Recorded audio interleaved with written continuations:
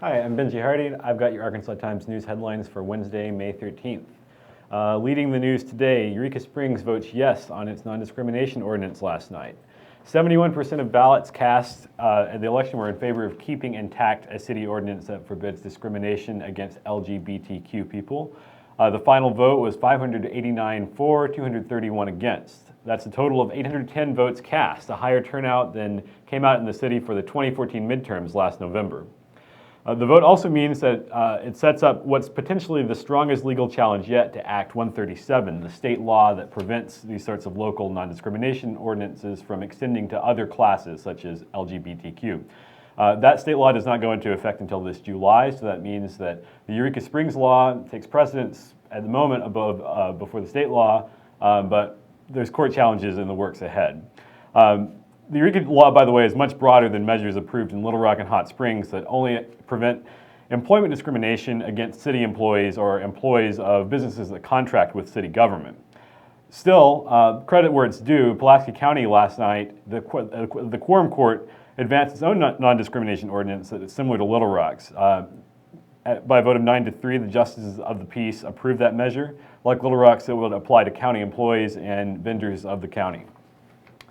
Meanwhile, voters in the Pulaski County Special School District last night voted no on a millage by a 3-1 margin. They rejected a property tax increase that would have been 5.6 mils. And this drives home the point that the Pulaski County Special School District is still quite a ways away from resolving the long-running desegregation suit that it's still bound by.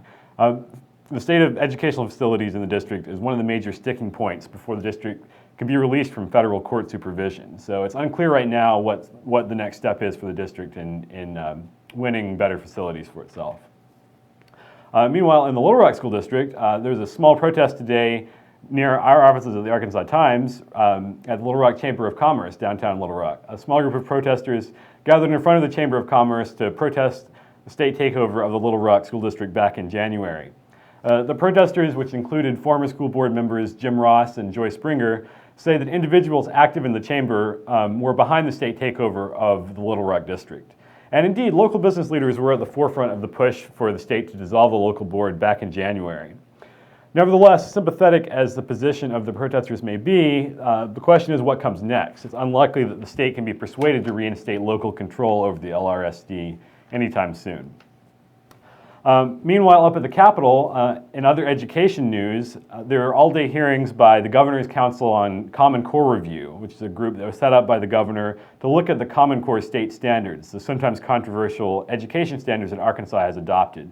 That group is chaired by Lieutenant Governor Tim Griffin, and it's composed mostly of educators, parents, and some civic leaders. The meeting today focused more on the exams associated with Common Core rather than the standards themselves, and that's an important distinction to make. The exam that the state of Arkansas began to use this year, commonly called PARCC, is not quite the same as Common Core itself. Common Core refers to the standards which guide curriculum. PARCC is the test used to test those standards. So I've talked to quite a few teachers myself who say the Common Core standards are not bad in and of themselves. They don't care for the test. It's a lot of criticism for the interface it's used on computers when students take the test. Teachers say it's frustrating and confusing to a lot of kids. So today, the group heard from representatives of several companies involved in the standardized testing industry, including Pearson, which is the company that uses PARCC. We'll see in the months ahead what conclusions that council comes to on the future of the standards and the future of standardized tests in Arkansas more broadly. That's all for today. Come back for tomorrow for more headlines.